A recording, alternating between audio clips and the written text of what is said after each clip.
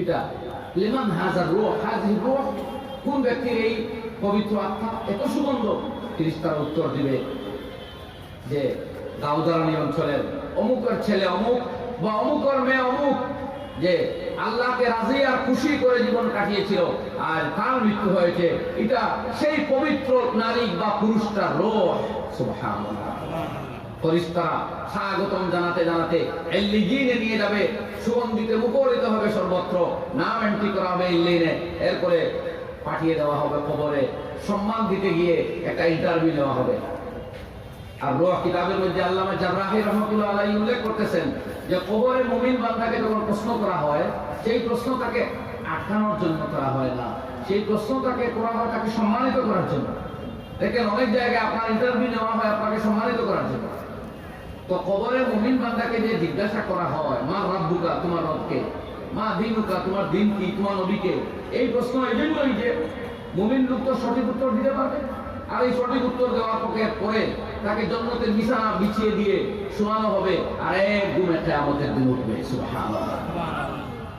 হাদিস শরীফে এসেছে নাম কানা উম্মাতিল আরুস, এই নেক বান্দাকে ঘুম পাড়ানো হবে আর কিয়ামতের দিন উঠে তারপরে বলবে ইয়া ওয়াইলানা মান বাসানা মিন মারকাদিনা হাযা, আমরা এই নিদ্রাস্থল থেকে কে আমাদেরকে জাগিয়ে তুললো? উত্তর দেওয়া হবে কিয়ামতের ময়দানে যাও, আল্লাহর দরবারে গিয়ে জীবনের হিসাব নিকাশ দাও। অপর পক্ষে যদি জিন্দেগি শুধু এন্টারটেইনমেন্ট, এনজয়মেন্ট, বুক বিলাস, আমোদ প্রমোদেই কাটিয়ে দেন, ইউটিউবের যত ফিল্ম সব আপনাকে দেখতে হয়, সব উলঙ্গ নাচ গান ডান্স দেখতে দেখতে রাতকে রাত কাটিয়ে দিতেছেন, মায়ও টের পায় না, বাবাও টের পায় না, এরকম কানে ঢুকিয়ে গান দেখতে দেখতে আর শুনতে শুনতে কোমর নাচানো, কোমর হিলানো, কোমর দুলানো দেখতে দেখতে রাত কাটিয়ে দিতেছেন। হায় রে, যারা ওই সমস্ত নাচানাচি করতেছে, কেউ এসে আপনার বিছানায় আপনার শয্যা সঙ্গী কোনোদিন হবেও না, হচ্ছেও না, হওয়ার কথাও নয়, কিন্তু আপনাকে বরবাদ করে দিতেছে। এইভাবে সারা জীবনের সবকিছু উপভোগ করতেই যারা ব্যস্ত, তারা উপভোগ করতেও পারবে না। মৃত্যুর সময় যখন আসবে, আজরাইল আলাইহিস সালাম এসে বলবেন ইয়া আইয়াতুহান নাফসুল খাবিসা, হে নাপাক আত্মা, কানা ফি জাসাদিল খাবিস, একটা নাপাক দেহের মধ্যে তুমি ছিলে, শুধু আল্লাহর নাফরমানিতে ব্যস্ত থাকতে, উখরুজি সাখিতাতাম মাসকুতাতান আলাইক, আজকে বেরিয়ে যাও, অসন্তুষ্ট চিত্তে বেরিয়ে যাও, এই পৃথিবী ছাড়তে তোমার মন চাইবে না। এখানেই তো তোমার সব আনন্দ ছিল, সিনেমা দেখতে, গান গাইতে, মদ খাইতে, তুমি তো সব মনের আগ্রহ আকাঙ্ক্ষা এখানেই পুরা করার চেষ্টা করেছিলে, সব করতেও পারো নাই, সময় শেষ হয়ে গেছে, বেরিয়ে আসো আল্লাহর আযাবের দিকে। নাউযুবিল্লাহ। কিয়ামতের দিনের পরে আমলগুলো পাল্লায় ওজন করা হবে, বান্দার মুখের সুবহানাল্লাহ আলহামদুলিল্লাহ যখন যা মুখ থেকে বের হয়, সঙ্গে সঙ্গে ফেরেশতা নোট করে কিয়ামতের দিন সেটা পাল্লাতে উঠায় ওজন করা হবে। মাপতে মাপতে যদি নেকি বেশি হয়ে যায় কামিয়াব, আর যদি না পাপ বেশি হয়ে যায়, নেকি হালকা পড়ে যায়, তাহলে আর কোনো উপায় নাই রে ভাই। সূরা কারিয়ার মধ্যে আল্লাহ তাআলা ফরমাইতেছেন ওয়া আম্মা মান খাফফাত মাওয়াজিনুহু ফাউম্মুহু হাওিয়া ওয়া মা আদরাকা মা হিয়া নারুন হামিয়া, যারা আমলনামা হালকা হয়ে যাবে, নেকি হালকা হবে, যারা আমলনামাতে নেকি হালকা পড়বে, কম হয়ে যাবে, পাপ বেশি হয়ে যাবে, ফাউম্মুহু হাওিয়া, তার ঠিকানা হবে হাবিয়া, দুজখ। ওয়া মা আদরাকা মা হিয়া, হে নবী আপনি কি জানেন হাবিয়া কি? নারুন হামিয়া, আল্লাহর কঠিন দুজখ। আর ফাআম্মা মান সাকুলাত মাওয়াজিনুহু, যে ব্যক্তির নেকির পাল্লাতে আমলনামাতে নেকি বেশি হয়ে যাবে, নেকির পাল্লার সাইডটা ভারী হয়ে যাবে, ফাহুয়া ফি ঈশাতির রাদিয়া, তাকে আনন্দচিত্তে আনন্দময় জীবন দান করা হবে, সন্তুষ্টিময় জীবন দান করা হবে। কথা বুঝতে পেরেছেন? তাই এখানে এনজয়মেন্টের জন্য আমরা আসি নাই রে ভাই, আল্লাহর আইন ও কানুন, আল্লাহর হুকুম আহকাম পালন করার জন্য আমাদেরকে দেওয়া হয়েছে। আমি আপনাদের সামনে দুটি আয়াত তিলাওয়াত করেছি, এখন আমি সেই দুটির অনুবাদ করতে যাব। এরপরে হাদিসে পাক থেকে এক দীর্ঘ হাদিস পাঠ করেছি, আল্লাহ যদি সময় দেয় সেই হাদিসের অনুবাদ করে ধীরে ধীরে আমার বয়ান সমাপ্ত করার দিকে যাব। এবারে আমরা এই জীবনকে কিভাবে আল্লাহর হুকুমের পাবন বানাতে পারি সেই শিক্ষা আমরা পবিত্র কোরআন থেকে সংগ্রহ করতে চেষ্টা করি। কোরআনে কারীমের মধ্যে আল্লাহ রাব্বুল আলামিন আমাদেরকে জানায় দিয়েছেন, মা আতাকুমুর রাসূলু ফাখুযুহু ওয়া মা নাহাকুম আনহু ফান্তাহু। আমার নবী, হে বিশ্বের মানুষ, তোমাদেরকে যা দিয়েছেন সেটাকেই শক্ত হাতে ধরো। অন্য কোনো পথ তোমাদের জন্য মুক্তির পথ নেই, নাজাতের পথ নেই, সম্মানের পথ নেই, রেহাইয়ের দ্বিতীয় কোনো পথ তোমাদের সামনে নেই। একটাই পথ যা আমার নবী বাতলে দিয়েছেন, ওমা নাহাকুম আনহু ফান্তাহু। আর নবী যা থেকে বিরত থাকতে বলেছেন, নিষেধ করেছেন, তা থেকে বিরত থাকো, সেটাই তোমাদের মুক্তির পথ। আমি আগেও বলেছি, কোরআন আসেনি শুধু মুসলমানদের জন্য, সারা বিশ্ববাসীর জন্য এসেছে। তাই পবিত্র কোরআন আপনি তেলাওয়াত করুন। 89টি জায়গায় দেখবেন পবিত্র কোরআনে সম্বোধন করা হয়েছে ইয়া আইয়ুহাল্লাযীনা আমানু। 6666টি আয়াতের মধ্যে 89টি জায়গায় আল্লাহ মুসলমানদেরকে সম্বোধন করেছেন, মাত্র 89টি জায়গায়। বাকি জায়গায় শুধু মুসলমানদের ডাকেননি। আমি বলতেছি, কোরআন পড়ে দেখবেন, এই যে 89টি জায়গায় মুসলমানকে বলা হয়েছে, এগুলো ইবাদত বন্দেগীর কথা। নামাজ কে পড়বে? মুসলমান পড়বে। কোন মুসলমানকে নামাজের কথা বলা হয়নি। রোজা রাখবে কারা? মুসলমানরা। যাকাত দিবে কারা? মুসলমান। হজ করবে কারা? মুসলমান। কোন মুসলমানের উপরে হজ ফরজ নয়, তারা তো সেখানে যেতেও পারবে না। তাই এই 89টি জায়গায় আল্লাহ তাআলা ইসলামী বিধান আমালগুলো আদায় করার জন্য মুসলমানকে ডেকেছেন। এরপরে 20টি জায়গায় বলা হয়েছে ইয়া আইয়ুহান নাস, অল দ্য হিউম্যান বিইং, হে পৃথিবীর মানুষেরা। এই মানুষের মধ্যে মুসলমান, খ্রিস্টান, জৈন, ইহুদ, নাসারা, বাহাই, ভিন্নধর্মী, দুনিয়ার সব ধর্মাবলম্বী, এমনকি নাস্তিক আস্তিক সবাইকে রাখা হয়েছে। কোরআন এসেছে মুক্তির পথ দেখানোর জন্য, শুধু মুসলমানকে নয়। কোরআন, আমি আগে বলেছি, কোরআন এসেছে দুনিয়ার পিতামাতাগুলোকে তাদের সন্তান দ্বারা শান্ত থাকতে, সন্তান দ্বারা সম্মানিত করতে। তাদের কোরআনে কারীমে দুনিয়ার সন্তানগুলোকে নিজের বাবা মার প্রতি শ্রদ্ধাশীল হওয়ার যে শিক্ষা দিয়েছে, সেটা যদি আজকে দুনিয়ার অন্যান্য ধর্মাবলম্বী ছেলেমেয়েরাও মেনে চলে, তাহলে দুনিয়ার কোনো ধর্মে থাকা মা বাবারা সন্তানদের দ্বারা লাঞ্ছিত হবে না। আপনি ইউটিউব করুন, দিল্লিতে ক্লিক করুন, দেখবেন the old age home at Delhi, in Delhi. দিল্লিতে বদরপুর নামক একটি জায়গায় থাকা একটা বৃদ্ধাশ্রমে আমি দেখেছি, আহারে, শত শত বৃদ্ধ পিতামাতা, এরা হাইলি কোয়ালিফাইড, বড় বড় চাকরি করত, বয়স বেশি হয়ে গেছে, ছেলেমেয়েরা পড়ে, বড় বড় চাকরি পেয়ে গেছে।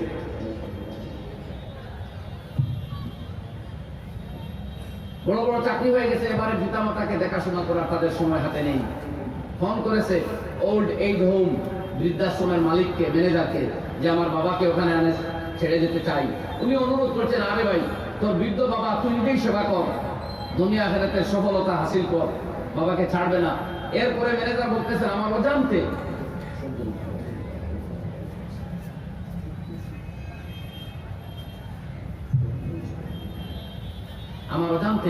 বৃদ্ধাশ্রমের গেইটে এনে তার বাবাকে ছেড়ে দিয়েছে।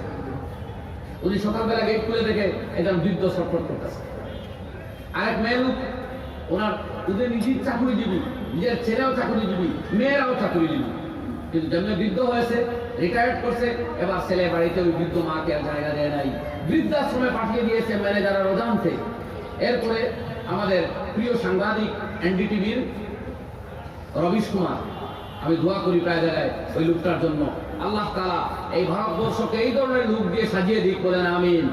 আর এই ধরনের লোকগুলোকে হায়াতে তৈবা দোয়া করে দিক, বলেন আমিন। যদি দেশের শুদ্ধ সংবাদ পেতে চান, তাহলে এই ধরনের লোকের সংবাদগুলো পড়বে। এনডিটিভির রবিশ কুমার গিয়েছেন, সাক্ষাৎকার নিতেছেন, বৃদ্ধ মা বলতেছে, আমি আর আমার ওই ছেলের মুখ দেখতে চাই না, যে আমাকে এই বৃদ্ধ বয়সে, আমি বিধবা হয়েছিলাম, সারা জীবন দিয়ে আমার ওই ছেলেটাকে পড়িয়ে শুনিয়ে মানুষ করেছি, তাকে মানুষ করার জন্য আমি অনেক পরিশ্রম করেছি। আজ আমার ছেলে বড় হয়েছে, তার স্ত্রীকে নিয়ে চলে গেছে দূরবর্তী শহরে, আমাকে দেখার মতো সময় নেই, বৃদ্ধাশ্রমে পাঠিয়ে দিয়েছে অসুস্থ অবস্থায়। এবার আমি সুস্থ হয়েছি, কিন্তু আমি ওই বৃদ্ধাশ্রমে এই ম্যানেজারের সেবা যত্নে এত খুশি, সারা জীবন এখানেই আমি থাকতে চাই, আমার ছেলের মুখ দেখতে আর আমি চাই না। ইসলাম ফর দেম, ইসলাম ওই সমস্ত মানুষগুলোর জন্য শিক্ষা দিয়েছে, হে সন্তান, তোমার মায়ের পায়ের তলায় তোমার বেহেশত, কোন অবস্থায় ওই মাকে নারাজ করা চলবে না। তুমি যত নামাজ পড়ো আর হজ করো আর যাকাত দাও, মায়ের সেবা না করলে পরে, মা নারাজ হয়ে গেলে পরে, মাকে অসন্তুষ্ট করলে পরে আল্লাহর বেহেশতের অধিকারী তুমি হইতে পারবা না। সুতরাং দুনিয়ার ছেলে মেয়েরা যদি কোরআনের কায়দা গ্রহণ করে, পিতামাতার যত্ন নেওয়ার শিক্ষা গ্রহণ করে, তবে দুনিয়ার কোন ঘরে কোন বাবা মা তার সন্তানের দ্বারা লাঞ্ছিত, বঞ্চিত, অত্যাচারিত হতে পারবে না।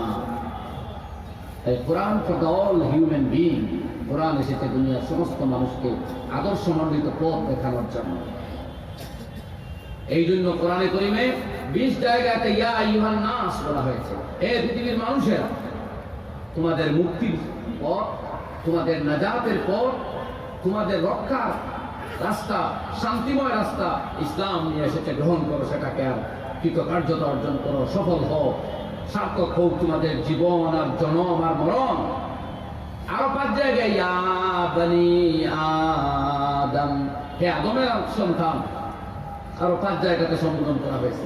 আপনারা বুঝতেছেন, আদমের সন্তান বললেও সমস্ত মানুষ জাতকে বোঝায়, যেভাবে ইয়া আইয়ুহান নাস, হে মানুষ জাত বলতে সমস্ত ধর্মাবলম্বীকে বোঝায়। তাই 25টি জায়গায় ভিন্ন ধর্মী ভাই বোনদেরকে সম্বোধন করে কোরআন নির্দেশ দিয়েছে। বলেন সুবহানাল্লাহ। এখন বলুন তো দেখি, আমরা আমাদের জীবনে মাত্র 25 পেরেছি কোন মুসলমান ভাইকে বা বোনকে কোরআনে কারীমের কোন একটা নীতিবাক্য, একটা আদেশ, একটা নিষেধ, একটা শান্তির পথের কথা বলতে এখন পর্যন্ত পেরেছি না। আর বলবো কোন মুখে? আমরাই তো সব অপরাধে ব্যস্ত। আমি আপনাদেরকে একটা কাহিনী বলি ছোট্ট। মৌলানা সাজ্জাদ নোমানী সাহেব দামাত বরকাতুহু এখনো জীবিত আছেন, মুম্বাইয়ের।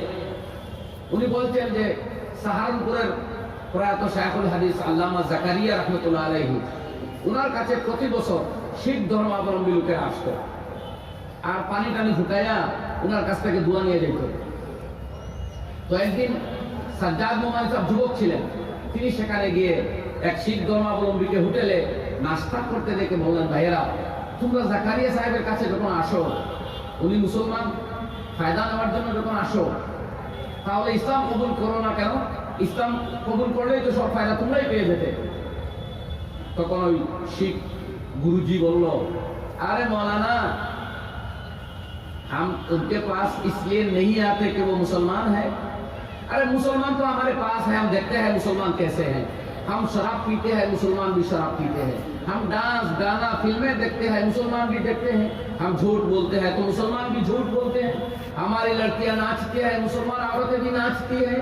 तो मुसलमान तो वही है जो हमारे आसपास में पड़े हुए हैं, मगर ये मुसलमान नहीं है।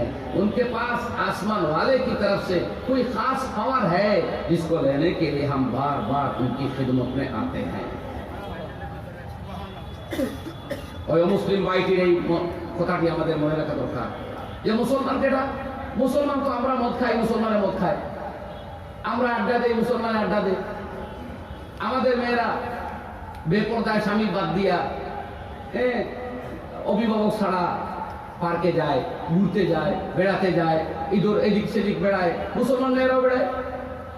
আমরা মিথ্যাচারিতা করি, ধোঁকা দেই, প্রতারণা করি, মুসলমানরা এটা করে। তাদের মুসলমান আর আমরা কোনো ফরক নাই। জাকারিয়া সাহেবের কাছে আমরা এই জন্য আসিনি যে উনি মুসলমান, উনি সেই মহান ব্যক্তি যার কাছে আধ্যাত্মিক পাওয়ার আছে। দেখেন, আমরা এই জন্য কবি দুঃখ করে বলেছিলেন, লিয়া কল দিন সে না কুছ কাম উन्होंने, लिया कल दीन से न कुछ काम उन्होंने, किया दीन हक़ को बदनाम उन्होंने। न जिल्लत से नफरत न इज्जत का आरमा, न दोज़ख से तरसा न जन्नत के ख़्वाह। वो दीन जिसने आदा को इख़वा बनाया, वो हौशर बहाइम को इंसान बनाया। এই দিনে ইসলাম যেটা পশু তুল্য আরবের মানুষগুলোকে মানবতার সন্ধান দিয়েছিল, সেই ইসলাম পেয়ে মুসলমানরা ইসলামকে কলঙ্কিত করে ছাড়লো না। এই দিনে ইসলাম থেকে নিজের জীবনকে গড়ে তুললো, ইসলাম যে নিজেকে সাজালো না, ইসলামের উপর আমল করে কামিয়াব হলো, বরং ইসলামকে বদনাম করলো। আর করতে করতে আজ এমন অবস্থায় এরা চলে গেছে যে দুজকের কোনো ভয় অন্তরে আছে বলেও মনে হয় না, আর জান্নাতের কোনো আগ্রহ ওদের অন্তরে আছে বলেও মনে হয় না। আজ আমাদের অবস্থা এমন হয় না, পিকনিক এলে পরে রাত কাটায় এদের গান গাইতে গাইতে কি হয় রে ভাই, সেখানে নামাজ কই, রোজা কই, বাবা মা কই।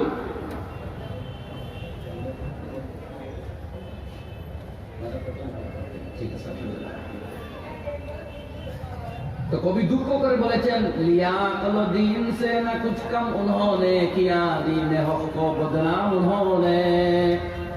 আমরা তো দীনে হককে বদনাম করেছি। এবার যদি আমরা গিয়ে বলি ইসলাম এইভাবে শিক্ষা দিয়েছে মেয়েদের সম্মান দেওয়ার জন্য, মা বোনদের ইজ্জত প্রতিষ্ঠিত করেছে, মোহাব্বত প্রতিষ্ঠিত করেছে, সম্মান রক্ষা করেছে, তো আমাদের সমাজের মা বোনরা তো লাঞ্ছিত আছে। এই জন্য শত দুঃখ হয় আমরা আমার ভাইরা। যাই হোক, তো 25 জায়গায় পবিত্র কোরআনে সমগ্র মানব জাতকে সম্বোধন করে রেখেছে। এর বাইরেও আরো আছে, ইয়া আহলাল কিতাব, হে খ্রিস্টান ইহুদিরা, এদেরকেও ডাকা হয়েছে পবিত্র কোরআনে। আপনারা পড়লে দেখবেন তাআলাউ ইলা কালিমাতিন সাওয়াইন বাইনানা ওয়া বাইনাকুম, পবিত্র কোরআনে তাদের জন্য বিধান দেওয়া হয়েছে। এক কথা ইসলাম চায় দুনিয়ার সব মানুষ তার জীবনের মকসুদ উদ্দেশ্যকে উপলব্ধি করুক আর সেই উদ্দেশ্যকে সফল করে তার জীবনকে সেই মর্মে গড়ে তুলুক। আর ইবাদত বন্দেগী উপাসনা মুসলমানদেরকে দেওয়া হয়েছে। তো আমি আয়াত তিলাওয়াত করেছিলাম আপনাদের সামনে। আল্লাহ রাব্বুল আলামিন নির্দেশ দিয়েছেন, মা আতাকুমুর রাসূলু ফাখুযুহু, এই দুনিয়ার মানুষ যদি সফলতা চাও, কামিয়াবি চাও, তাহলে আমার রাসূলের দেওয়া এই শরীয়ত, এই জীবন বিধানকে শক্ত হাতে ধরো। ওয়া মা নাহাকুম আনহু ফান্তাহু, আর নবী যা থেকে বিরত বারণ করেছেন তা থেকে বিরত থাকবেন। এবার আমি 2-3টি কথা আপনাদের সামনে বলি, নবী আমাদেরকে কি দিয়েছেন। পবিত্র কোরআনে বিবাহ সম্বন্ধে আমাদেরকে শিক্ষা দেওয়া হয়েছে। মানুষের জীবনের সব প্রয়োজন, সব ধাঁচের সম্পর্কে কোরআন নিয়ম বাতলে দিয়েছে। কোরআন যেহেতু মানব ধর্ম, সুতরাং মানুষের জীবনের কিছু ব্যাপার নিয়ে আলোচনা করবে আর কিছু ব্যাপারে সাইলেন্ট থাকবে, এই জন্য কোরআন আসেনি। কোরআনে কারীম এসেছে জন্ম থেকে মৃত্যু পর্যন্ত একটা মানুষকে তার একটা সুন্দর জীবন উপহার দেওয়ার জন্য, যে জীবন আল্লাহ রব্বুল আলামিন এবং তার রাসূল সাল্লাল্লাহু আলাইহি ওয়াসাল্লামের মর্জির মোতাবেক হয়। কোরআনে কারীমে বলা হয়েছে সূরা রুমের 21 নম্বর আয়াত, ওয়া মিন আয়াতিহি আন খালাকা লাকুম মিন আনফুসিকুম আজওয়াজা লিতাসকুনু ইলাইহা ওয়া জাআলা বাইনাকুম মাওয়াদ্দাতান ওয়া রাহমা ইন্না ফি যালিকা লাআয়াতিন লিকাওমিন ইয়াতাফাক্কারুন। লক্ষ্য করুন, আল্লাহ রাব্বুল আলামিন ফরমাইতেছেন ওয়া মিন আয়াতিহি, আল্লাহ রাব্বুল আলামিনের কুদরতের নিদর্শন সমূহের মধ্য থেকে একটা নিদর্শন হলো আন খালাকা লাকুম মিন আনফুসিকুম আজওয়াজা, তোমাদের মধ্য থেকে তোমাদের জন্য তোমাদের জোড় সৃষ্টি করেছেন। সুবহানাল্লাহ, তোমাদের জোড় জীবন সঙ্গী আল্লাহ রাব্বুল আলামিন তার কুদরতের নিদর্শন সমূহের মধ্য থেকে একটা নিদর্শন স্বরূপ সৃষ্টি করেছেন। ওয়া জাআলা বাইনাকুম মাওয়াদ্দাতান ওয়া রাহমা, আর তোমাদের পারস্পরিক মহব্বত আর আনন্দ, শান্তি এবং মহব্বতের সম্পর্ক তৈরি করে দিয়েছেন। ইন্না ফি যালিকা লাআয়াত, নিশ্চয় এই পরম্পরার মধ্যে রয়েছে আল্লাহর নিদর্শন, আল্লাহ রাব্বুল আলামিনকে পরিচয় করার নমুনা, আল্লাহকে পাওয়ার উপযুক্ত নমুনা, লিকাওমিন ইয়াতাফাক্কারুন, ওই সমস্ত লোকদের জন্য যারা ভাবে, যারা চিন্তা করে। এবারে ইসলামে বৈবাহিক সম্পর্ককে কুদরতের একটা নিদর্শন করে উল্লেখ করেছে।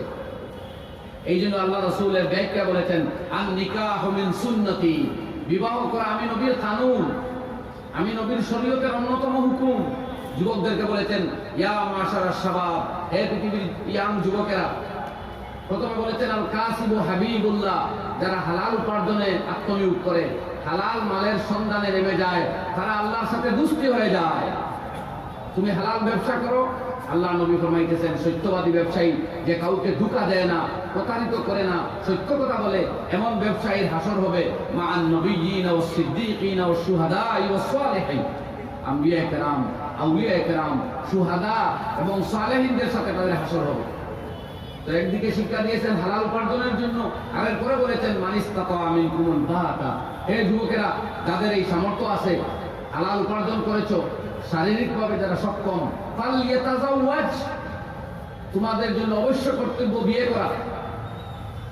ফাইন্নাহু আগাদ্দু লিল বাসার, যদি বিয়ে করো তাহলে তোমাদের এই দুটি চোখ, যা আল্লাহর কুদরত, দুনিয়ার কোটি কোটি টাকা খরচ করে একটা চোখকে পাওয়া যায় না। একটা চোখ অন্ধ হয়ে গেলে বলে দুনিয়ার কোটি টাকার সম্পত্তি বেকার হয়ে যায়। আল্লাহর কুদরত, আল্লাহ রাব্বুল আলামিন নির্দেশ দিয়েছেন, যখন কোন আজনবী মহিলার দেহের দিকে, শরীরের দিকে, সেটা ইউটিউবে হোক, ম্যাগাজিনে হোক, আর রাস্তায় হোক, কোন যুবকের চোখ যখন পড়ে, আল্লাহর হুকুম হলো সঙ্গে সঙ্গে তার চোখটা নত করা। এতে করে তার ঈমান বিশুদ্ধ হবে, অন্তর পবিত্র হবে, আল্লাহর সান্নিধ্য পাবে। সুবহানাল্লাহ বলেন। সুবহানাল্লাহ। এবং ঈমানের লজ্জত তার নসিব হবে। আমি বিভিন্ন হাদিসের মফহুম আপনাদেরকে বলতেছি, হাদিস পড়তেছি না, সময় চলে যাবে। যারা নিজের চোখকে নাজায়েজ দৃশ্য দেখা থেকে বিরত রাখে, আল্লাহ তাদের অন্তরে ঈমান তাজা করে দেন। সুবহানাল্লাহ বলেন। সুবহানাল্লাহ। আরে ভাই, একদিন তো এই চোখ বন্ধ হয়ে যাবে। মৃত্যুর পরে চোখ খোলা থাকে, 2-3 বার এইভাবে করে করে চোখ বন্ধ করে দেওয়া হবে। দোয়া শিখানো হয়েছে, এই দোয়া পড়ে পড়ে আপনার চোখকে চিরতরে বন্ধ করে দেওয়া হবে, আর দেখতে পাবেন না। বলা হয়, আল্লাহুম্মা আস'আলহু বিলিকাইকা ওয়া আদখিলহুল জান্নাহ, আল্লাহ এই ব্যক্তিকে তোমার সাক্ষাৎ দিয়ে ধন্য করিও, আর জান্নাত দিয়ে তাকে সৌভাগ্যবান বানায় দিও। চোখে দেখার কাজ শেষ হয়ে গেছে, বন্ধ হয়ে গেছে চোখ। কিয়ামতের দিন গিয়ে এবার এই চোখের হিসাব দিতে হবে, হারাম দেখেছো না হালাল দেখেছি। তো এই চোখকে নত করা ফরজ কর্তব্য। নবীজি ফরমাইতেছেন, যারা বিয়ে করবে, যে যুবকেরা, এই বিয়ের মাধ্যমে আপনার চোখকে আপনি হেফাজত করতে সক্ষম হবেন। ফাইন্নাহু আগাদ্দু লিল বসর ওয়া আহসানু লিল ফারজ, আর আপনার লজ্জাস্থান গুনাহ থেকে পবিত্র থাকবে। নবীজি হাদিস শরীফে উল্লেখ করেছেন, মাই আযমান লি মা বাইনা জামবাইহি ওয়া মা বাইনা লিহিয়াইহি আযমান লাহুল জান্নাহ। আবু দাউদ শরীফ প্রথম খণ্ডের হাদিস। আল্লাহ রাসূল সাল্লাল্লাহু আলাইহি ওয়াসাল্লাম ইরশাদ করেন, যে ব্যক্তি তার 2 ঠোঁটের মাঝখানের জিহ্বা আর 2 পায়ের মাঝখানের লজ্জার জায়গা, এই দুটি জায়গাকে গুনার মধ্যে ব্যবহার না করার দায়িত্ব নিয়ে নিল, হারাম কাজে ব্যবহার করবে না, আমি নবী তাকে জান্নাতে পৌঁছাইয়া দেওয়ার দায়িত্ব নিয়ে নিলাম। সুবহানাল্লাহ। সহিহ হাদিস, কোনো সন্দেহ নাই। সেই লজ্জাস্থানকে পবিত্র রাখার জন্য, চোখকে নত করার জন্য বিয়ে করার প্রেসক্রিপশন দিয়েছেন জনাব রাসূলুল্লাহ সাল্লাল্লাহু আলাইহি ওয়াসাল্লাম। যারা বিয়ে করতে অক্ষম, পয়সা নাই, তাদেরকে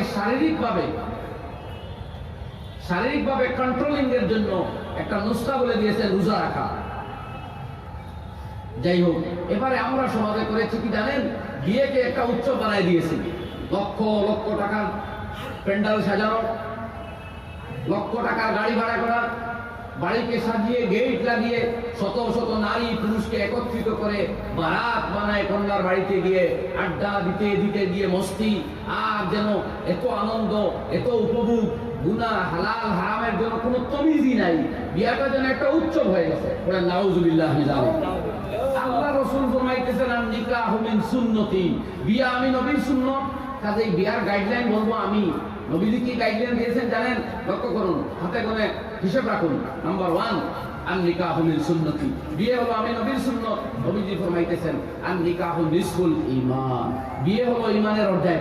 যেদিন আপনি বিবাহিত পুরুষ হবেন বা নারী হবেন, আপনার ঈমান পাক্কা হবে, ইবাদতে মন বসবে, অন্তরে বিশুদ্ধতা আসবে, আপনি কামিল মুমিন হওয়ার প্রথম সিঁড়িতে পা দিলেন।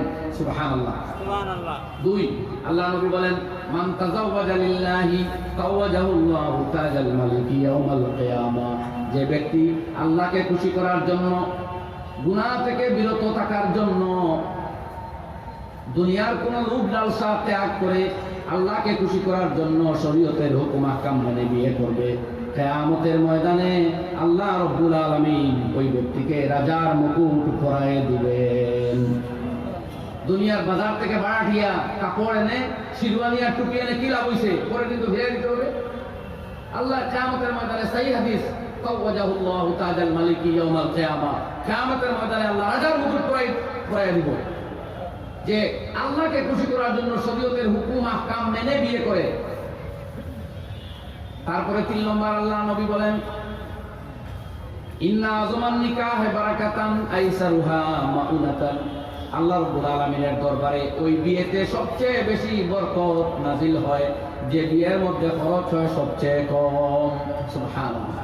আর আমরা মনে করি যে বিয়ে সবচেয়ে বেশি গেট লাগিয়ে, টুনি সেট লাগিয়ে, আরো কি কি নাম, গেটে কচুয়া, সাদা রং, হলুদ কালারের বাতি জ্বালাতে জ্বালাতে একদম লক্ষ লক্ষ টাকা খরচ করে বিয়ে করতে পারবে, সেই বিয়েটাই হলো ডাক বিয়া। কি হয়? স্বাস্থ্য ভালো হয়ে যায়, জীবনে রূপটুক আসে না, 3-4টা কন্যা পাওয়া যায়। এইসব মাতলামি পাগলামি। আজকে মুসলমানের টাকা খরচ করার জায়গা চিনে না। মসজিদের ইমামের বেতন মাত্র 7,000 টাকা বেতনে কোনো এমপ্লয়ি আছে দুনিয়া? 7,000 হলে রোজ কত পড়ে জানেন? 210 টাকা, 220 টাকা পড়ে। এবারে গোটা দাউদারানি অঞ্চলে কোনো জায়গায় আপনি পাবেন কোন মিস্ত্রি, কোন কামের লোক যে 220 টাকা দিয়ে এক রোজ কাম করবে আপনার ঘরে গিয়ে? দুনিয়ার কোন রুজি কামলা এমন পাওয়া যায় না। একমাত্র মসজিদের ইমাম সাহেব সেই রুজি কামলা যে কোরআন পড়ায়, নামাজ পড়ায়, দিন শিখায়। আল্লাহু আকবার, আল্লাহু আকবার। সেই জায়গায় মুসলমানরা খরচ করে না। এখানে 7,000 8,000 বেতন দিলে মনে করে কয়েক লক্ষ টাকা দিয়ে দিতেছে। খরচ করে কোন জায়গায় জানেন? নিজের মেয়ের বিয়েতে, আল্লাহকে নারাজ করতে, আল্লাহ রসুলকে নারাজ করতে, সেখানে সব টাকা। এরপরে মুসিবত কি জানেন? এরপরে মুসিবত হলো মেয়ে লোকের বাড়িতে গিয়ে শত শত সঙ্গে 80-90 জন নিয়ে বারাত সাজিয়ে গিয়ে আড্ডা দিতে দিতে, হ্যাঁ, ক্যামেরা, ভিডিও, ফটো, সেলফি সব নিয়ে